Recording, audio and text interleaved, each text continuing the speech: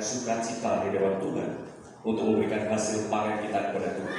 Biarlah kita mulai undur-undur ini di dalam nama Allah Sang Yewa yang menciptakan langit dan bumi dan yang tidak pernah meninggalkan pekerjaan tangannya dan kekal kasih setia. Jemaat terkasih, terimalah salam kepada Tuhan. Anugerah dan damai sejahtera dari Tuhan Allah Bapa dan putranya Tuhan Yesus Kristus tercurah dalam kehidupan Bapak Ibu dan saudara sekalian. Amin. Dipersilakan duduk.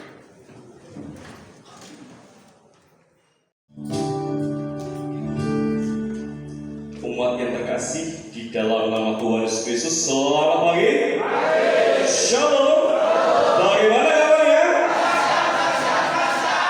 Bapak Ibu dan saudara kasih, hari ini adalah hari yang luar biasa, hari khusus di mana kita mengucap syukur.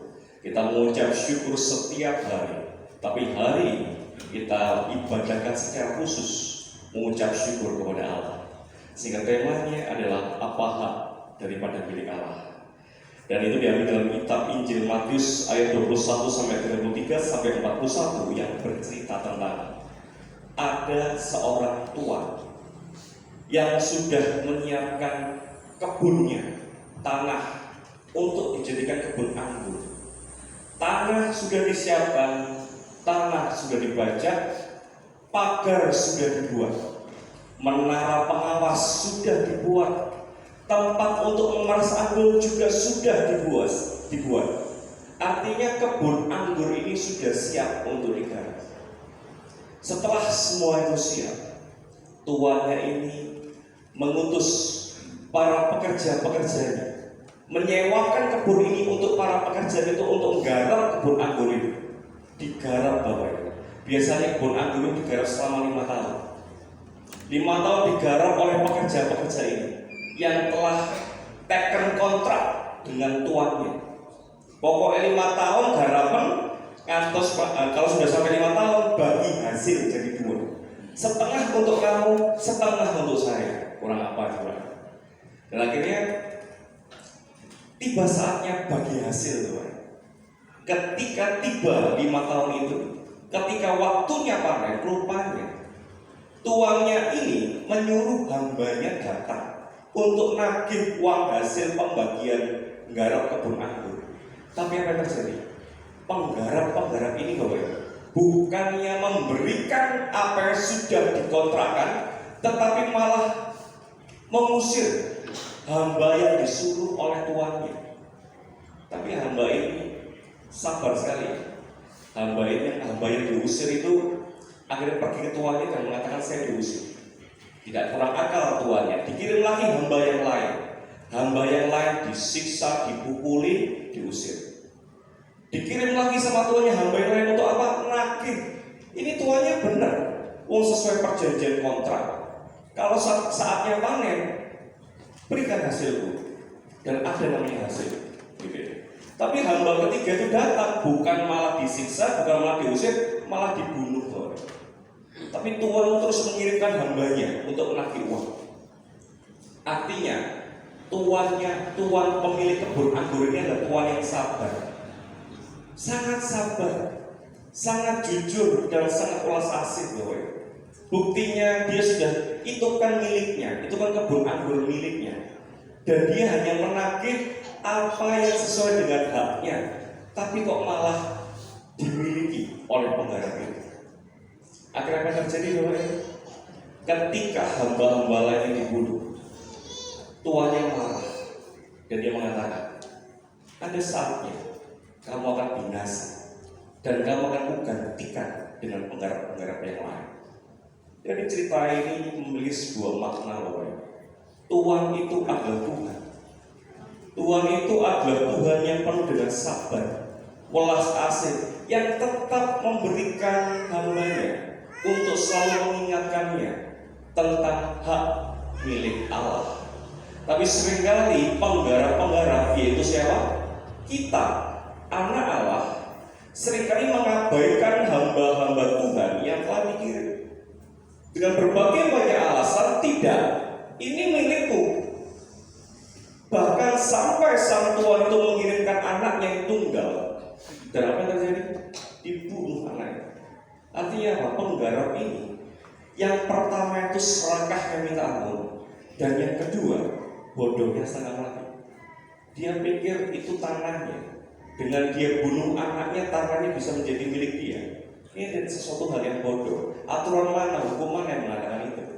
Tapi seringkali banyak anak-anak Tuhan mengalami keserakahan dan kebodohan ini, merasa bahwa apa yang sudah Tuhan berikan, ladang ini, dunia ini, hidup ini, waktu ini adalah milik saya.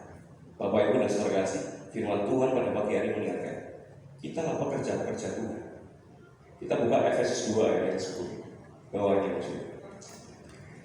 Karena kita ini buatan Allah, diciptakan dalam Kristus Yesus untuk melakukan apa? Pekerjaan baik yang dipersiapkan Allah sebelumnya. Ia mau supaya kita hidup di dalamnya. Kita ini para pekerja Allah yang kami siapkan ladang. Ketika hasil panen itu datang, ada bagian milik Allah, ada bagian milik kita. Tapi seringkali kita ingin menguasai itu. Enggak Tuhan, saya butuh ini. Alasan kita buat supaya kita menghindari alasan untuk kita tidak bisa memanajemen ekonomi kita, sehingga alasan terus kita buat supaya apa? Saya tidak mau memberi, karena saya hidup dalam sebuah kekurangan. Akhirnya di dalam hidupnya Bapak Ibu tidak pernah hasil panennya dibagi dua dengan Tuhan. Hasil panen yang dia dapat, dia makan sendiri, dia hura-hura sendiri, dia pakai sendiri, dia buat senang-senang sendiri, dia buat urus kebutuhan hidup keluarganya sendiri. Bapak Ibu dan saudara kasih, dan alasan lain dibuat, saya walaupun tidak memberi untuk gereja, tapi saya memberi untuk anak-anak yatim piatu. Bagus. Tapi ingat di dalam kitab Maliaki pasal yang ketiga, bawalah makanan ke dalam perbendaharaan rumah. Kita bisa sedekah, memberikan amal yang baik. Kita bisa memberi untuk saudara kita, tidak masalah. Tapi ingatlah, ada hak milik perbendaharaan rumah Allah yang harus kita berikan. Ketika kita tidak bisa menjadi bendahara yang jujur, ketika kita tidak bisa menjadi pekerja yang jujur, pekerjaan yang sudah Tuhan titipkan dalam kehidupan kita, dia bisa ambil alih. Makanya di dalam berita anugerah tadi, Tuhan itu seperti pencuri. Dia adil, dia makasih, dia welas asih. Tapi ingat, dia Tuhan yang adil.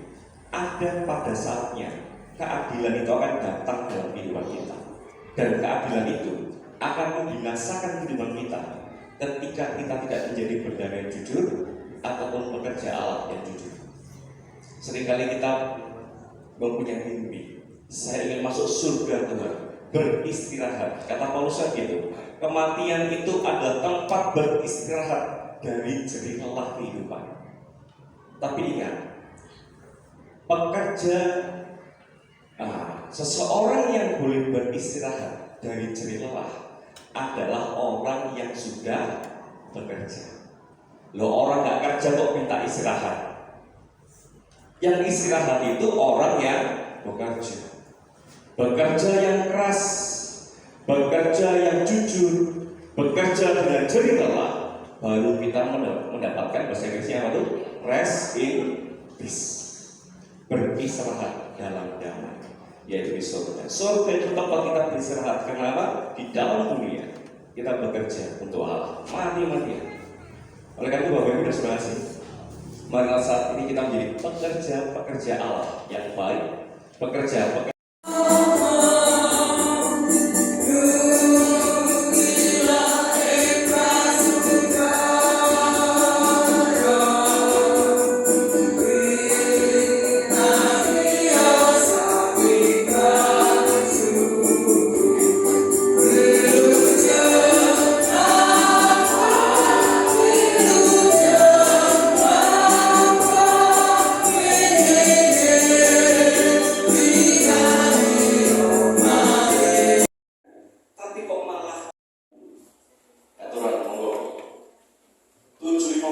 75.000 snack untuk anak-anak kita. Di sini ada kopi, ada baby shop,